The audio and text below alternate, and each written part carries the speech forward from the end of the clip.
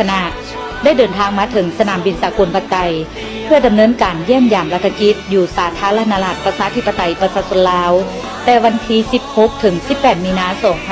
2026พิธีต้อนรับอยู่สนามบินได้จัดขึ้นอย่างอบอุ่นและสมเกียรติโดยการออกต้อนรับของท่านเฉลิมไซกรมสิทธิ์รองนายกรัฐมนตรีพร้อมด้วยภรรยา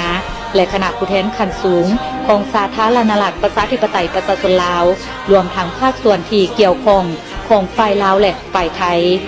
การเยี่ยมยามรัฐกิจอยู่สาธารณรัฐประชาธิปไตยประชาชนลาวในครั้งนี้แม่นการตอบสนองตามคำเสริญของพระประธานทองลุ้นศรีสุริตประธานประเทศแห่งสาธารณรัฐประชาธิปไตยประชาชนลาวเพื่อสืบต่อเสริมขยายสายพัวพันมิตรภาพและหัดแน่นการพัวพันห่วมมือที่มีมูลเสื้ออันดีงามฐานบ้านใกล้เฮือนเคียงที่ดีก็คือการเป็นคู่ห่วมยุทธศาสตร์เพื่อการเจริญเติบโตและการพัฒนาแบบยืนยง